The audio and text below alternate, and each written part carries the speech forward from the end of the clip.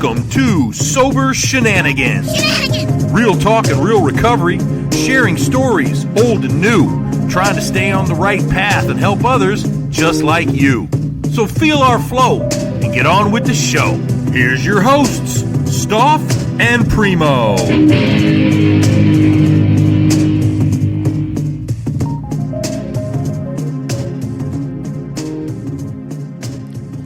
Welcome to Sober Shenanigans, real talk and real recovery. We're just two average, ordinary alcoholics trying to get better one day at a time and help somebody while we do it. I'm your host, Stoff, and with me, as usual, is my main man, Hunter Grand Primo. What's going on, Primo? What's going on, fellas? Hey, thanks, Stoff. I'm Chris, and I used to black out. Now I overshare on the internet. Nice. I like that. And, of course, with us today, moving and grooving, is our main man, Donald from Rhode Island, ironworking. Don, how are you feeling today? I'm feeling pretty good, except for a few personal things happened to me lately, but I'm doing pretty much okay.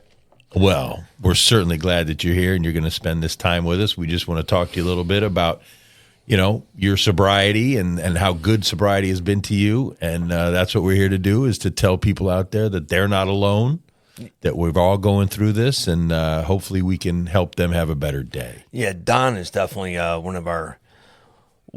of the elder statesmen of our group that we meet at, and he's gone through a tough time recently, and I'm thrilled to have him on here. I didn't know if we were going to be able to get Don, and because he's always was taking care of he had some stuff that he was doing. He was taking care of people, and he was, but I like his sobriety. I like the fact that kind of me and him get to look at each other, and we kind of laugh at each other. We kind of cue each other up, and I can sit there and laugh at my craziness. And for some reason, he's the one person in the room that's also laughing. So he and I have the same weird sense of humor, I'm guessing. Yeah, I'm guessing you guys too. So, well, Donald, it's great to have you. If you wouldn't mind, could you just start back in the beginning of when you started to get sober, or what it is that brought you in, or what life was like prior to coming in?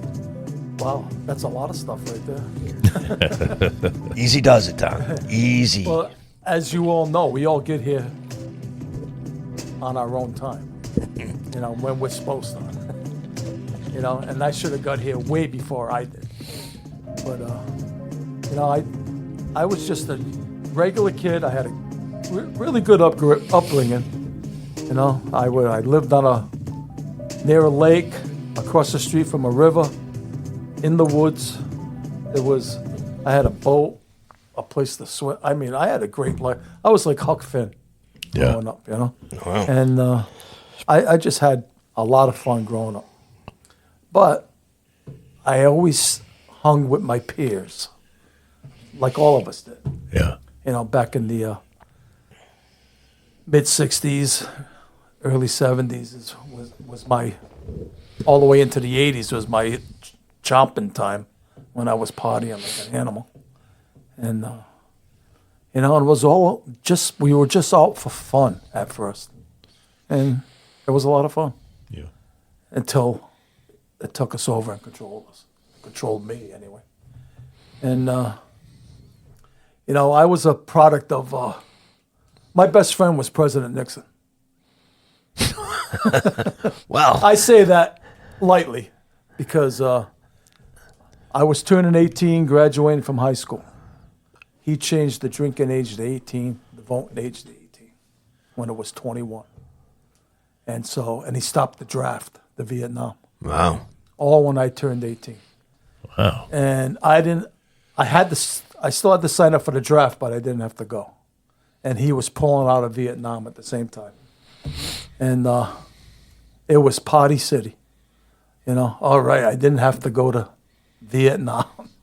Yeah, I had older cousins that all came back. They were never the same. It was like, I don't want to go to this crazy friggin' jungle and do any fighting, But I would have, I think, if I had to. But I just didn't want to. And I didn't have to, so that was great. But my partying just escalated. I started off just drinking beer and smoking pot. And then it escalated to, hallucinogenics, cocaine, you name it, whatever came down the pike, I did it, just to have a good time.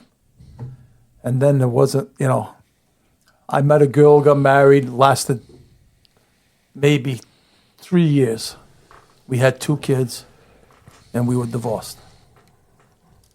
And so I was out in the bars carousing again, looking for wife number 2. And I met this girl. She was from West Virginia.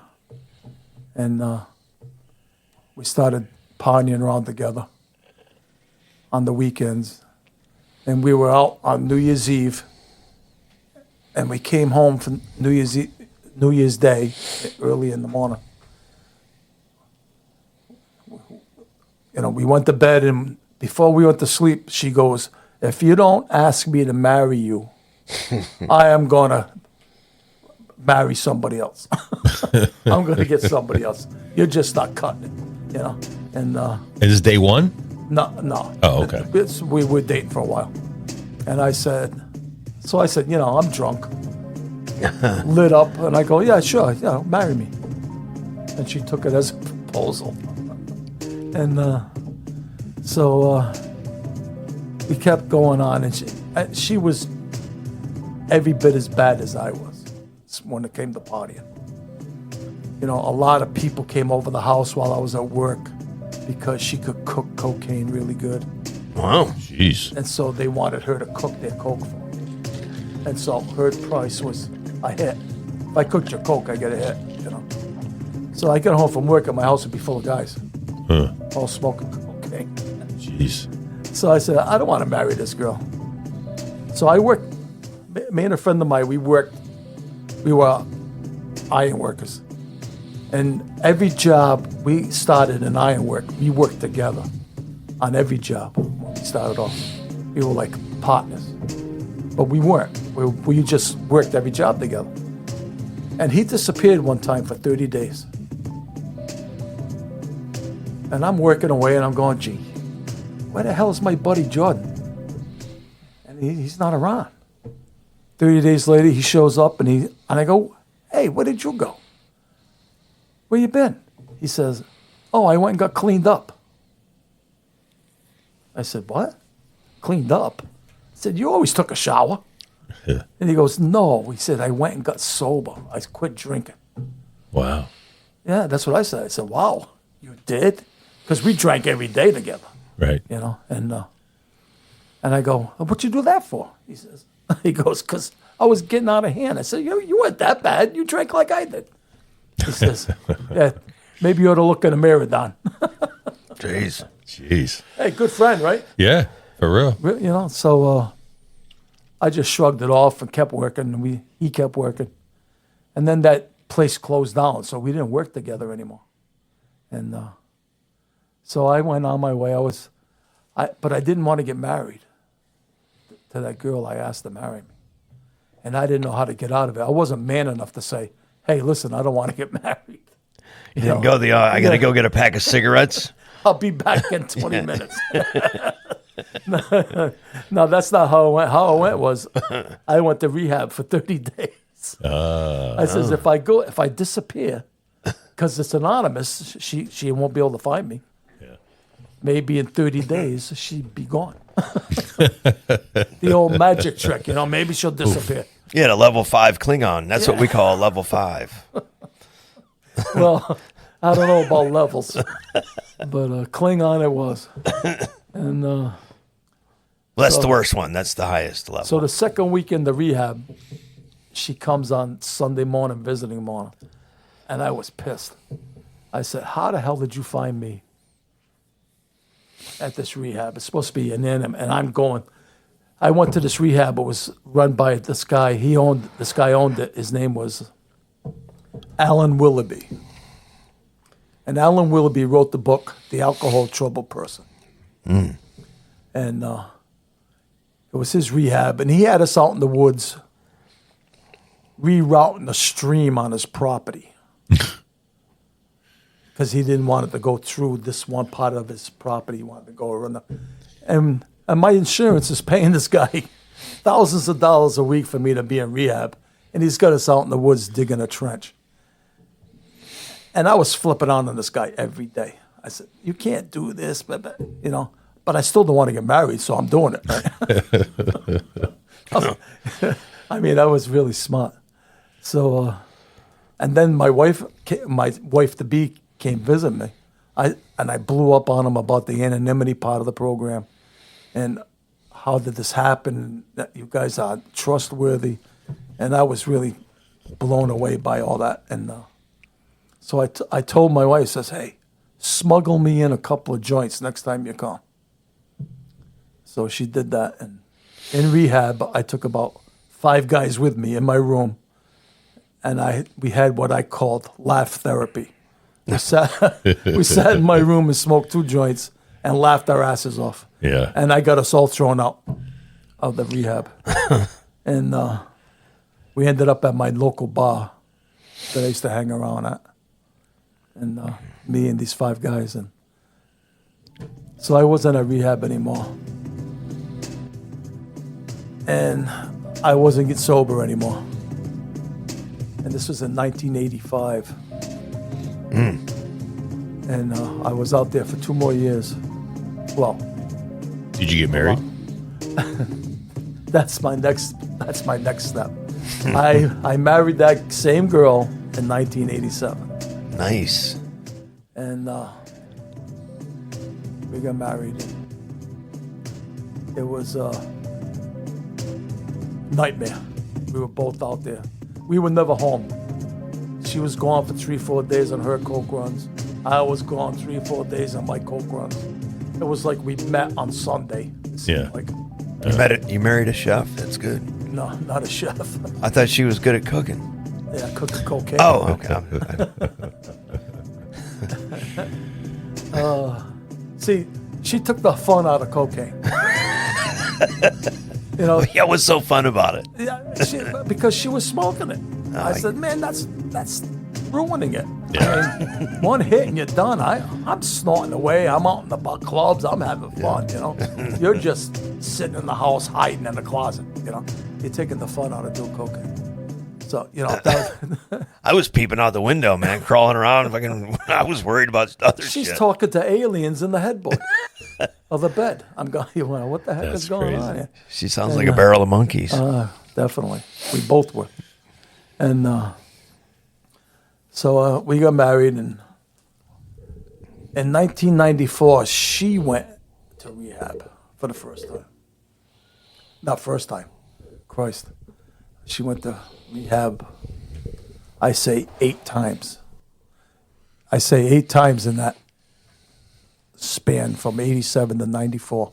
Wow. And her second to the last rehab, she was in this place called, can I say the name of the place? Sure. It was the King House. It was a halfway house in Rhode Island. And she got this counselor there that they butted heads. They hated each other. And every time she went to the King House, she got thrown out by this woman. And so the second to the last time she was there, she stayed the whole 6 months. She got the program in 1994. And I'm out there still ripping and roaring. And she comes back after 6 months, going to meetings and running with the NA crowd at the time. And because, she was a cokehead. And so she wasn't getting what she needed at NA, so she went to AA. She just flopped a few words around. But she liked the discipline AA had. And that's what she needed. She's a service girl. She was an Air Force brat, and she was in the Air Force herself. So she was a discipline. Yeah. Sure. And AA was a little more disciplined than NA was.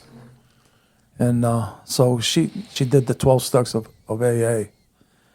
And she was roaring in AA. She was a star, a definite star in Rhode Island. She was going around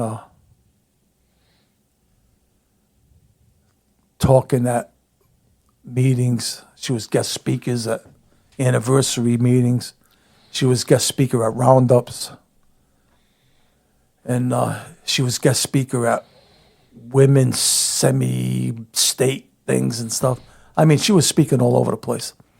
And the fact that she got thrown out of the King House so many times, she sat on the board of the King House. After 2 years, she was running the place. Sweet revenge. Did she get rid of the guy? No, I was a girl. No, did she get rid of that person? No, they're best friends. Matter of fact, I just was just with her the other day. That's how this thing works. Yeah, they're probably a lot alike. Yeah, that's what it was. They're definitely a lot alike. Yeah. Very boisterous, and I mean, they're going to tell you what to do. Yeah. I was only a private in my man's army. The wife was the general. She loved to give orders. But anyway, she's ripping and roaring through AA, and I'm still, I'm not drinking. Because in 1990, I gave up drinking, coking, and all that. And I just did the marijuana maintenance. So I was just smoking pot. She didn't know it. I told her I was sober. Yeah. And but I was sneaking the marijuana.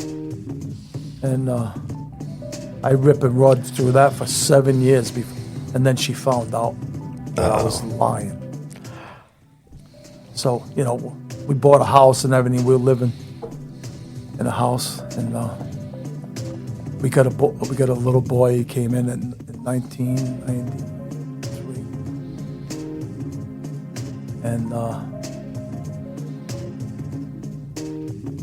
it was like the first time I ever felt a feeling in a long time.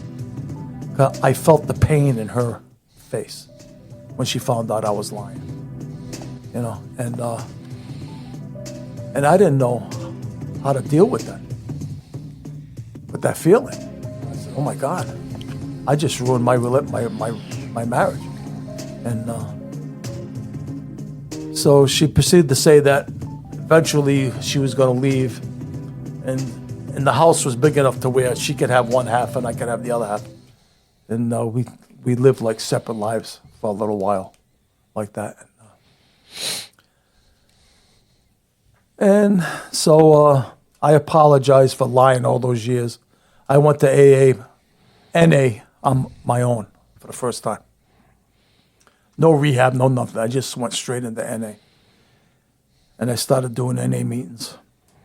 I said, who's going to know me in NA? I'm not going to know anybody.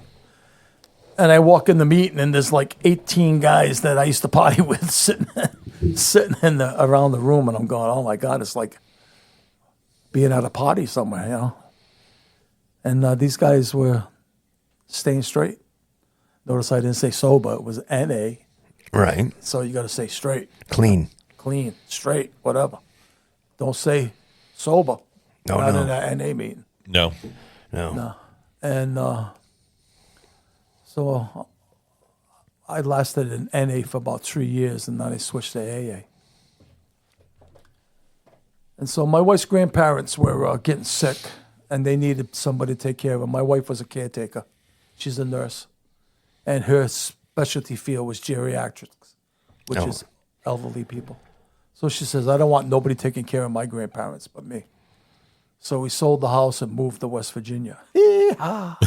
By God. West by God, Virginia. West by God, Virginia. Yeah.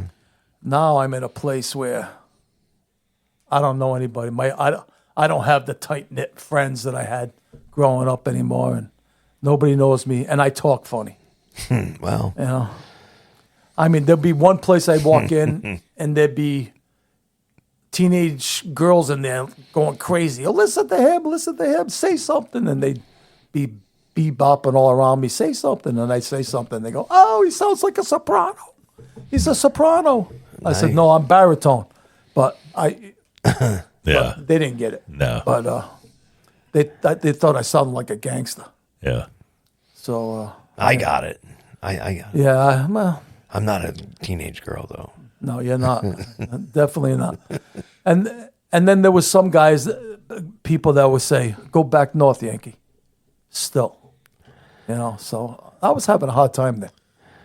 That's pretty south. That Virginia can be real. West, That's an interesting place. Well, it was a split state during the war. It's a cultural divide. And it was hard on me because my parents just passed away, and I sold my parents' house to move there. And everybody's treating me like crap, and I didn't want to be treated like crap. Now I'm going to meetings there, but at that time I was like 8 years and a couple of months sober. And I never joined the group. I never had a sponsor. I never did any step work. I was when I moved back to Rhode Island, I was what people called stark raving sober. Yeah. When my wife threw me out of West Virginia, she said, I can't live with you anymore, you're crazy. Your apologies don't mean nothing anymore. And so I got a little 8-foot trailer and put my bed, my golf clubs, and my TV in it. And I came back to Rhode Island and got myself an apartment. And I don't know why, I got this 3-bedroom apartment. It was 3 bedrooms and I'm by myself. But the price was right, it was a good price. And I moved in there and I had a bed, a TV, and golf clubs in a 3-bedroom apartment. I mean, it echoed in there. Every time I walk in, it just echoed. And I couldn't stay in that place 2 minutes by myself. I could not be alone with myself for 2 damn minutes. So you went back out to the bar? No, I didn't. Well, that's good. I went to this guy's house. They called him Big Book. Sweet. Bob was his name. His name was Bob. And he did a Big Book meeting at his house on Sunday nights. And he worked with me with the steps through the Big Book on Tuesday nights, one-on-one. And I was 8 years and 3 months sober when I did my first step work. And I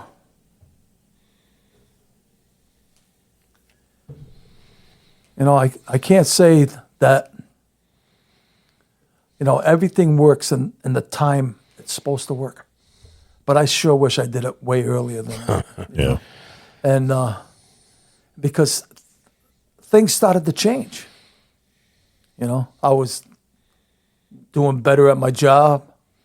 I was doing better, and I wasn't getting as angry as I used to be. I was an angry guy. I used to throw books at teachers in school. I was an angry guy. Even though I had a good childhood, I was angry. I was angry because I shouldn't go back that way. But I used to stutter when I was a kid. Okay. And when other kids made fun of me, I wasn't letting them get away with it. If somebody laughed at my stuttering, how the desks used to slide in, and the desk was in front of you, and the chair was a hole. Oh, yeah. Yeah. We used to have those desks. I used to knock them over so the hole would be blocked by the floor. And they were trapped in that chair. And I used to pound them for laughing at me. Jeez. I was an angry guy.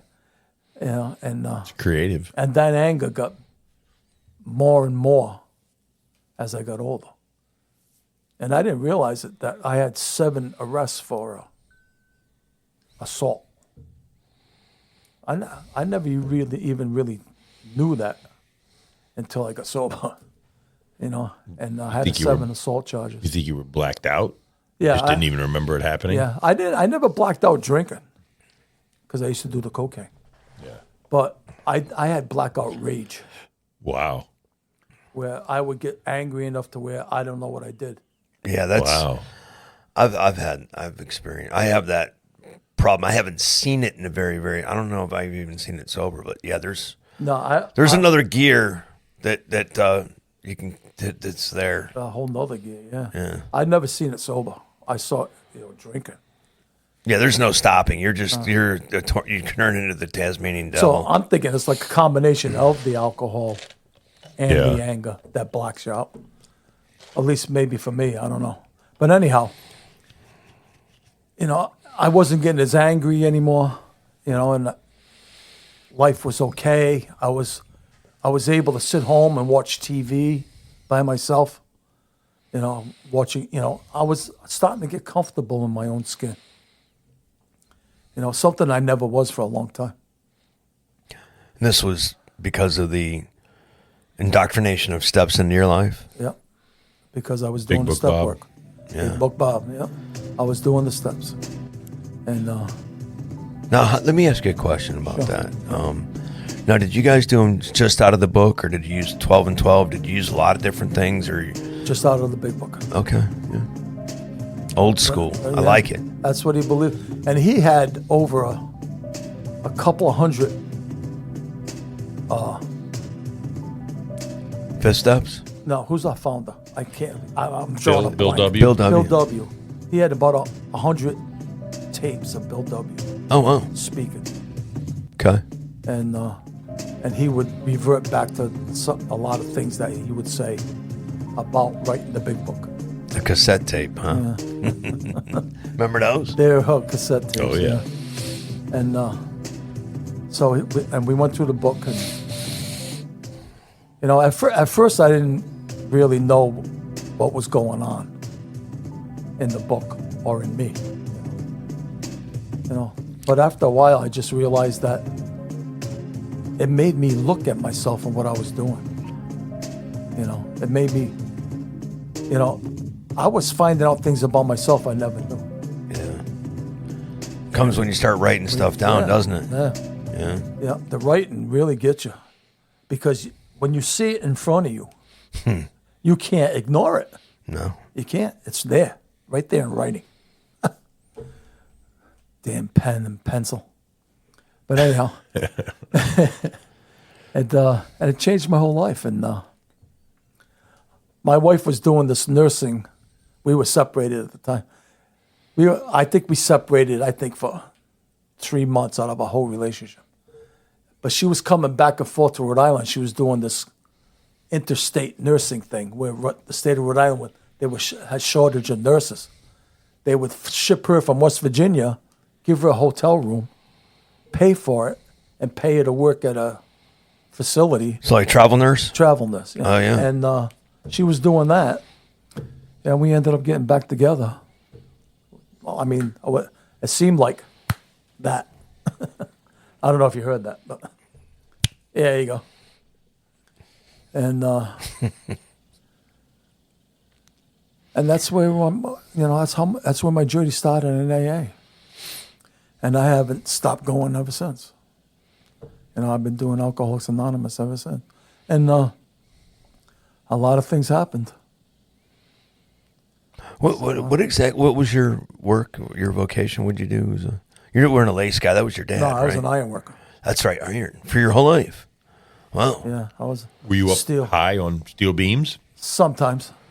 What was that like? Were you high when you were high on steel beams? Yeah, when I was younger. Yeah. Yeah, but Look at the smile on his face. I did and I also did some Navy work too on submarines. Yeah. Yeah, I was a Boilermaker then. Jeez.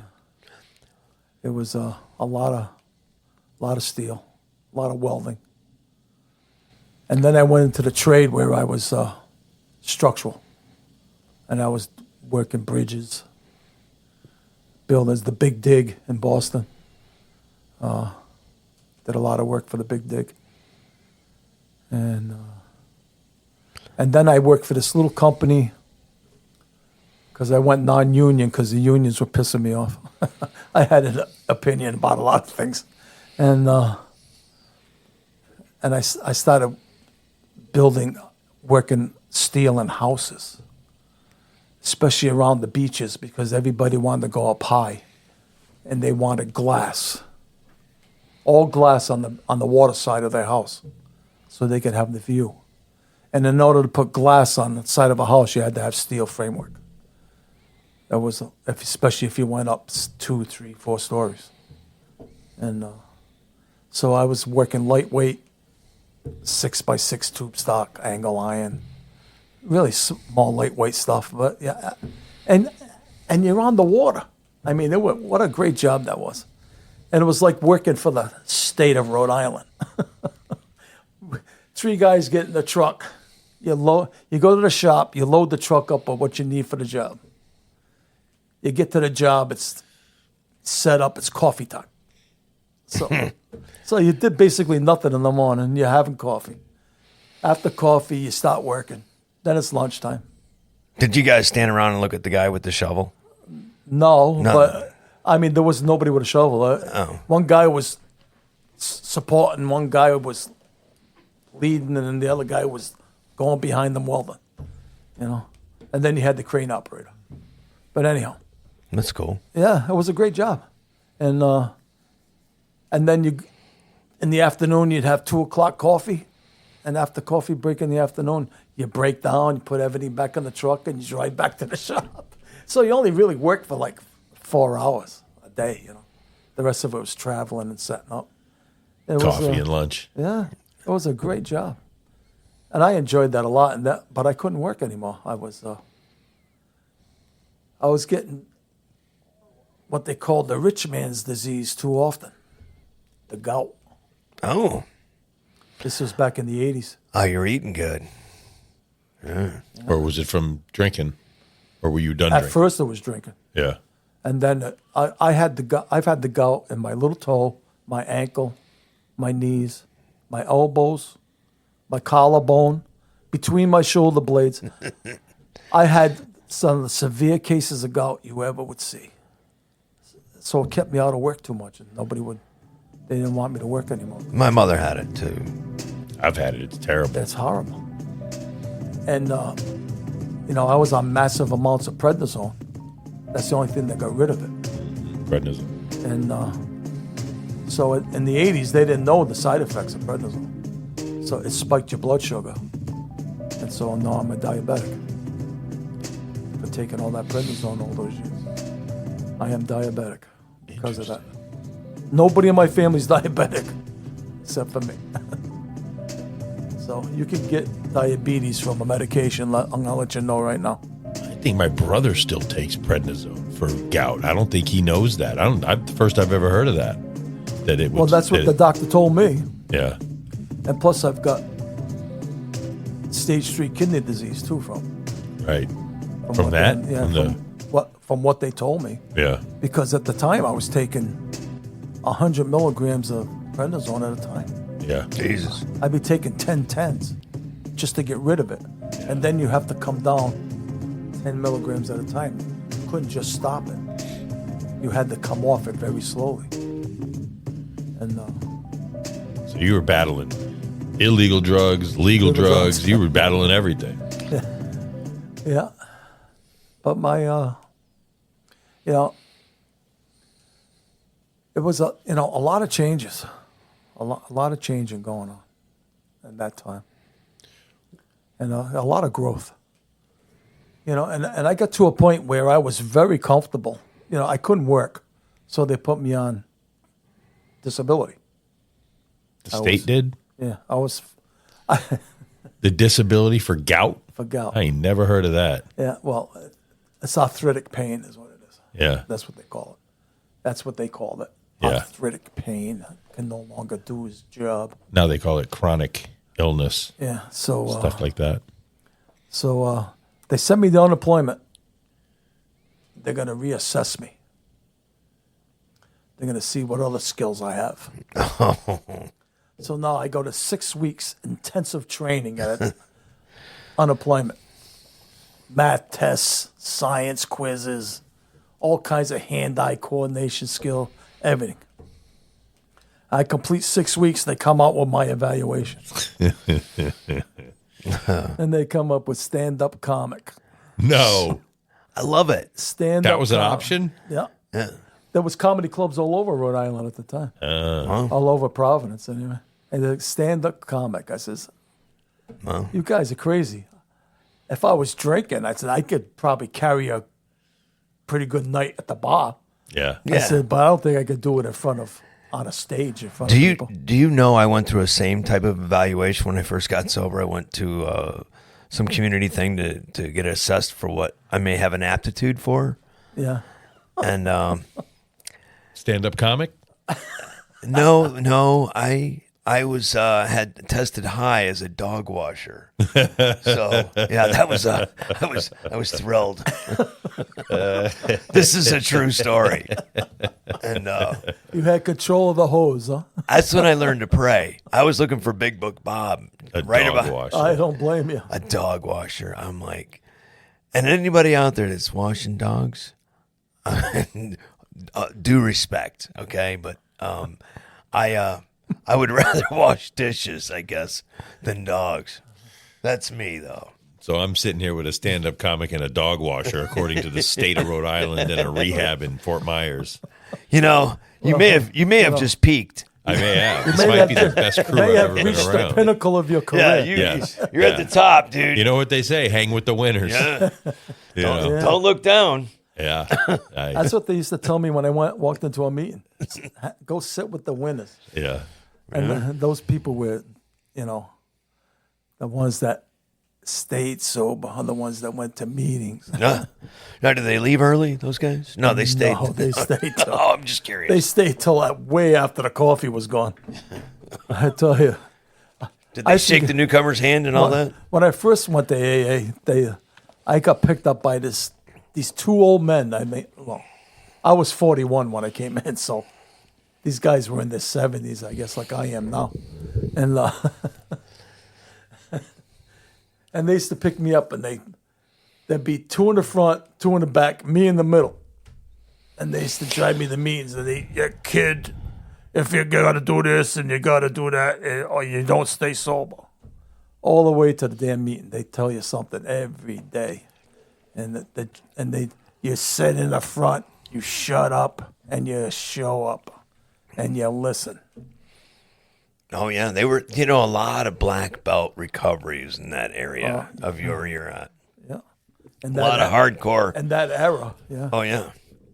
Yeah. Yeah, that's, they were towing the line. I've been around a lot of guys that transplanted down, a lot of people come to Florida for some reason. You don't see a lot of people working their whole life and then retiring to Rhode Island. Hell no. Just, you know what I mean? I think when I get done on these beaches down here in Florida, I'm going to take my ass up to Rhode Island. Yeah. But They so got anyway, beaches there. Well, I was going to ask you then, Donald, what is it that actually brought you guys to Florida? How did you end up here? Well, my wife's been all over the world. She's lived Okinawa, Germany. nice. She's been everywhere. And all over the United States, but she's never been to Florida. And I go, really? I said, my sister and my cousins come down here every year for, a couple of weeks a year. They've been doing it for 25 years. She goes, well, let's go this year. This is about 8 years ago. And and so I brought her down here. We stayed down in Clearwater, and she goes, wow, I really like it there. I want to live there. I says, well, find a place. Just, I was really trying to keep her quiet for a little while. So I said, well, look for a place. I didn't want to go through, no, we don't want to live there and all that. You spend your whole time with her agreeing to what she wants, but then secretly hoping it never comes hoping it through. never Like comes through. Meatloaf's song, "You're Praying for the End of the World." Now, what was that dashboard? Yeah, that was me. Just say something and go run and hide. Yeah, she had all the big ideas. And so another year comes by, we're coming back to Florida for vacation. And she goes, I really love it down there. Did you think we can live there? And I said, didn't I ask you last time we were here to find it? See if you can find the place. So lo and behold, we were here for 2 weeks. Before we even went home, we were looking at 2 places. Wow. And we ended up getting the place we're in now. On top of the world, Ma. That's I'm great. on you top are. of the world. Yeah, you It's I Wait. caught a great deal. What year was that? When did you move down? 2018. Oh, so it's only 7 years ago. Okay, I don't know It'll why. be 7 years this I year. don't know why I thought you were down here longer than that. So And so we've been here ever since. And where we're going to have this wonderful retirement. And this show is kind of a dedication to my wife, who just passed away on the 9th of November. What's today? The 20th? Yeah. And It's 11 days. You know, and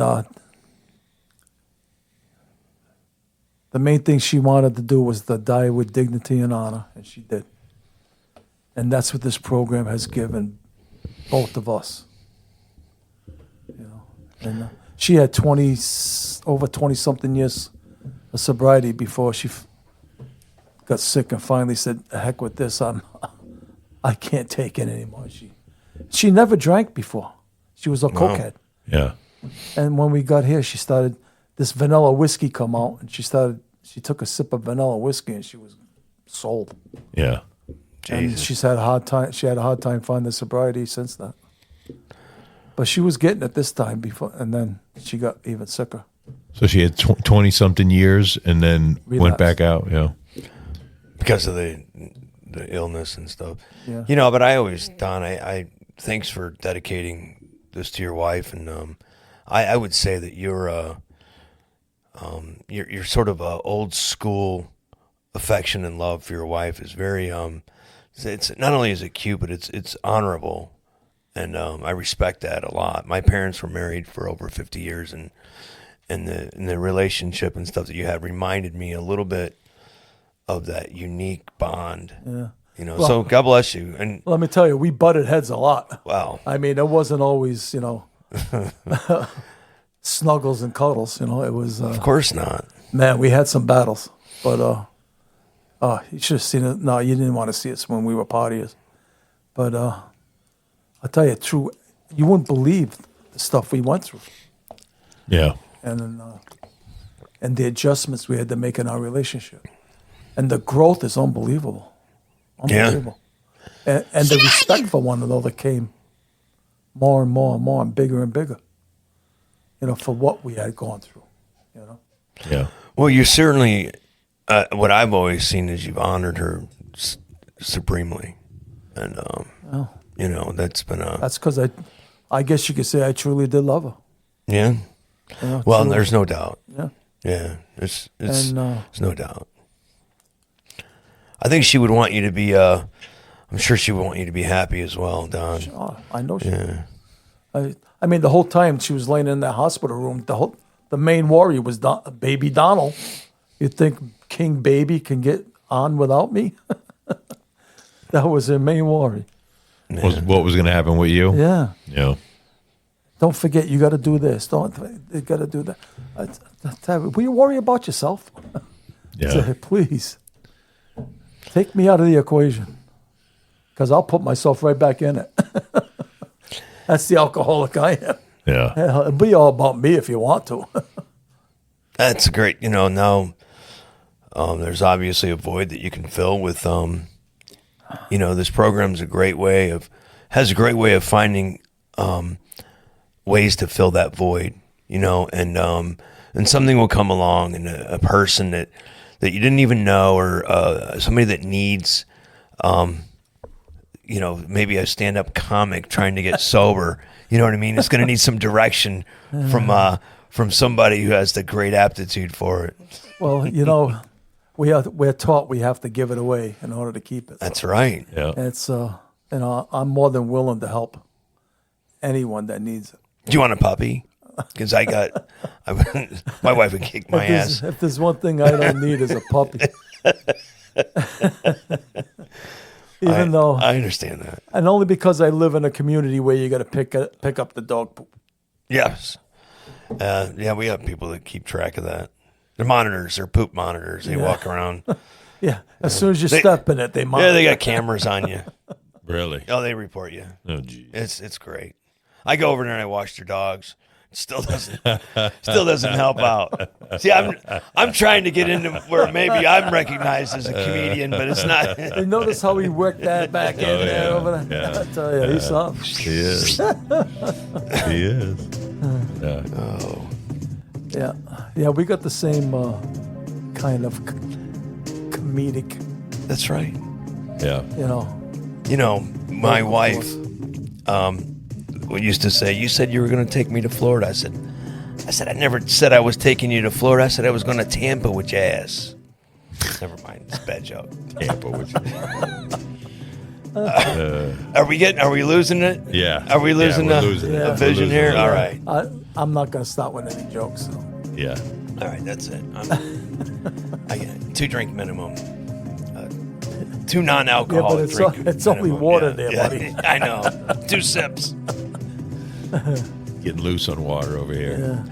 Well, it's been a long day. Yeah, well, it's a inspiring story. It's a love story that has traveled many years and many obstacles. A lot of decades. And I know, weren't you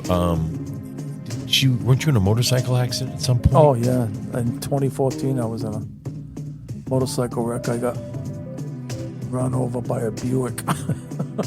Couldn't even be a Mercedes, But it still was it. A Buick was good enough to retire me to Florida. Yeah, Nice. Yeah. And, Buick. it was, I was coming home from my morning meeting. Nice, beautiful, sunny morning in the 80s in Rhode Island now.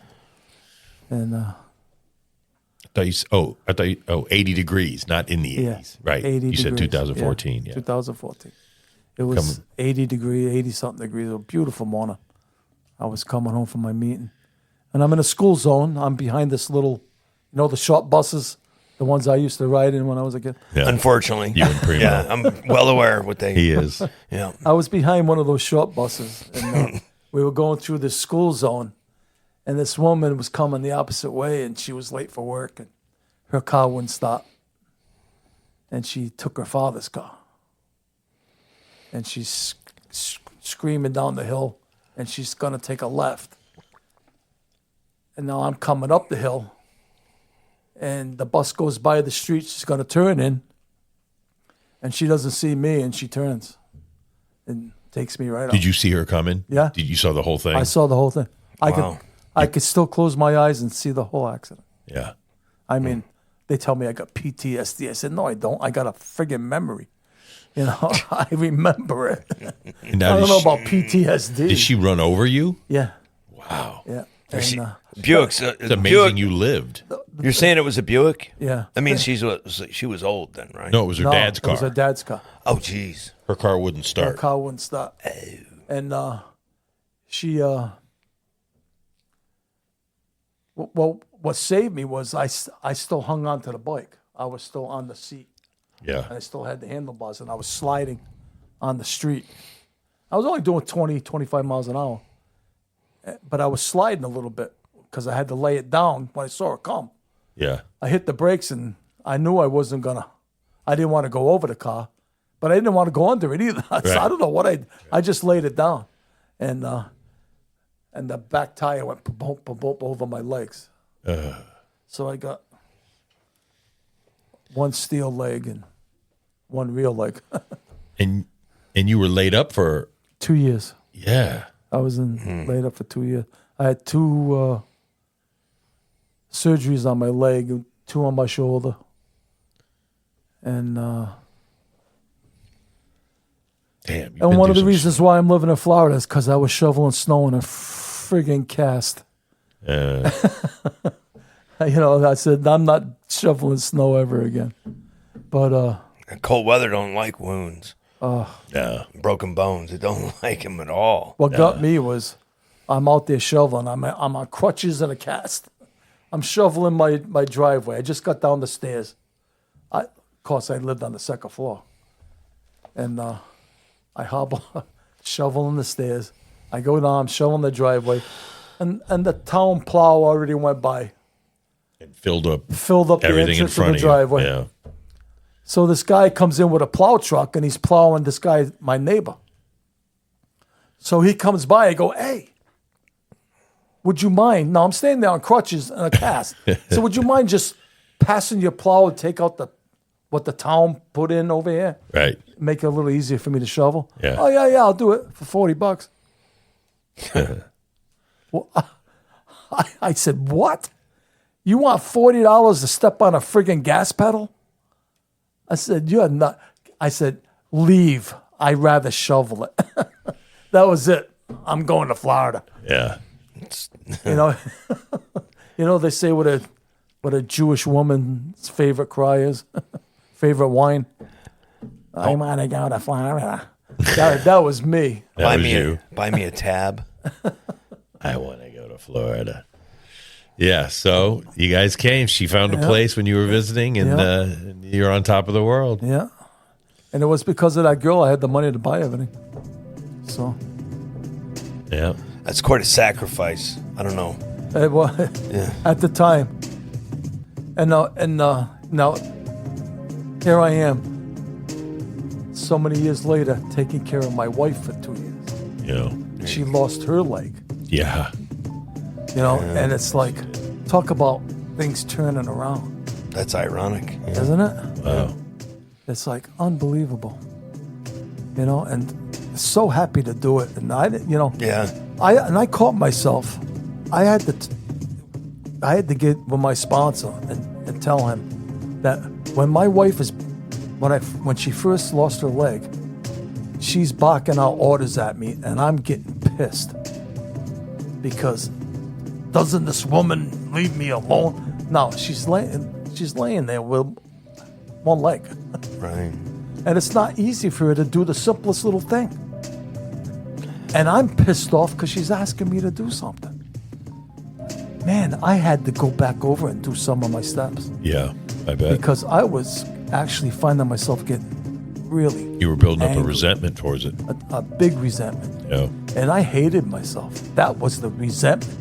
I started hating myself for being that way. For thinking that way, yeah. Yeah. And while she was in the hospital, things I was thinking, I was starting to hate myself. Well. And that's where the work comes in again, and brings me back to where I need to be. And I'll tell you, it's unbelievable what goes through the mind of an alcoholic and how this alcoholic can act. Yeah. It's unbelievable. It's unbelievable. Yeah, It is. it's not going away anytime soon, Don. No, I don't think so. I think that's the you mentioned something there I thought was real important. Is how we can recycle this thing and we get to a place of comfortability, and then we realize we're all of a sudden not comfortable again, and we can recycle that. Yeah. Put it back to work, put the same simple steps and stuff to work, and it's always going to be there, and and then you can show up here, there, wherever you go. There's people waiting for you. And complacency. You can be. I was so comfortable in what I was doing. I wasn't doing much more. Right. It's time to step up. It's always going to be there. Yeah. That opportunity to grow and it's hard to maintain a pace of like constant growth. At some point, you have to kind of take a hitch, and then you kind of have to grow again. That's the way I feel about it. Mm-hmm. Yeah. So Yeah. There's so much room to grow, and we stop it ourselves. Look at me. Like, I graduated from dog washing university all the way up into the man I am today. Into podcasting. Yes. Dog. Into podcasting dog shit. To being a podcaster. Nice. No, but I'll tell you, it's been Alcoholics Anonymous has been a great journey in my life. It's been a absolutely wonderful asset. Yeah. And if you're having a problem, even if you're not having a problem, just take a look at your drinking. Right. See what it's doing to you. Well, what's cool is when I go to when I show up in the mornings and I see you there, Don, it's kind of like I know Don's going to be there. You know what I mean? And it's important to me whether you realize that or not. You've become like this important thing that I need to see. And you got to smile, and we shoot the breeze for a moment. We're all in our own head for whatever we're doing. But I get my coffee, and I get to say, hey, Don, it becomes an important part of my routine. And you probably, just so you know, I value you for being there. Thank you. That's important to anybody out there that just like as you are for me. Thank you. Yeah. Yeah. And Greg. Absolutely. I look forward to seeing the people I want to see. Sure. Yeah. Even the people I don't want to see. I want to see them too. Yeah. Because I'm hoping, I hope I get to see the transformation. Yeah. You know, because there's at 8 years, maybe they start working the program, Yeah. Don. And when that happens, you know what? I get to see one more transformation of the beauty of the way this thing's supposed to work. I love seeing the light go on. Yeah, I do too, man. And it's something that I'm kind of a little salty in my old age, but it is something that I kind of, if I spot it, I might say something. You know, see something, say something. Yeah. You know, and I always had a problem with higher power and all that stuff. Sure. And but what Alcoholics Anonymous has done for this alcoholic is it's made me more spiritual than I've ever been. Because this alcoholic came in this program, didn't give two shits about anybody but himself. Right on. Didn't give two shits about anything, any event in time. Did not care. You know, didn't anything. The only thing I cared about was Nixon. He was my best friend at the time. But wow, commercial. Apparently, fantasy football is popping off at the moment. And you know, and what this program has done is transform me into someone who truly, really cares for other people, who wants to see other alcoholics do well. Yeah. You know, who never wanted to help anybody, now wants to help somebody. That's the spiritual transformation this program has done for me. Yeah. You know, I mean, there's a lot more than just a higher power. It's a transformation spiritually, and I hold that more powerful than anything in this program. Yeah. You know, at least for me. You know, so Yep. I think it's very important. Well, it's a lot more than just not drinking is the reality. You know, what it or cooking cocaine, all that stuff. I mean, there's a whole new dimension to life that I'm tapping into, and what's crazy, I think there's more. You know, there's so much more, but you know, I'll take what I can today. You know what I mean? Each day. I love the one day at a time philosophy, so that I can stay in today and I don't regret my past. I know I have a horrible past, and if I don't drink, I'm a winner, man. It's bottom line. Bottom line. And I got places to go. Yep. You know, without a drink. As long as I'm not drinking, I got places I can go, and I can actually go to places that do have drink and not drink. That's another thing that it's done for me, which I don't even think about it anymore. No, I get a little bit of pushback, or people don't understand how I can hang out. I mean, I'm not like putting tobacco in a water pipe, you know what I mean? Or I'm not hanging out at the drinking near beers and stuff like that. Right. That's just not for me. But, you know, I don't mind what other people are doing, because to me, if you are having a problem with that, then you still have a problem with it. Yeah. You know what I mean? And you need to check yourself on. I don't need to live in that environment, but I can breeze through it and be cordial and not have to be judgmental and you know. Right. So, See, I'm the type of guy that I can't drink decaf coffee. well, So I can't drink decaf beer either. So Yeah. I'm not going to have any of it. But I do drink coffee, I must say. decaf is why bother. Yeah, really. Yeah. I'm not, you know, I go to a 7 a.m. meeting just so that AA coffee can get me up and working in the morning. You know what I mean? Yeah, I've graduated from that shit. Yeah. Go ahead, Greg. I know you're. Yep. Yeah. Well, listen, if you're having a tough time quitting, whatever it is that you know you need to quit, you're not alone. There's apps and numbers and groups in your town, or you can call us if you want. Leave us a message. 813-625-2532. Hit us up on Facebook. You know, taking that first step into a room or a chat or a group with people trying to get better just like you will be the best day of your life. Donald, thank you so much for being here today. Is there any final words that you'd like to finish up with, or any way you'd like to finish your appearance today? Yeah, God bless. Nice. Very good. Sweet. Primo, what about you, brother? What's your final point for today's show? You know, I knew you were going to ask me that. You know, with 31 I ask episodes. you every episode. I know. That's how I know. To thine own self be true today. That's the one I'm going with today. I haven't used that one. Yeah. And, it's important that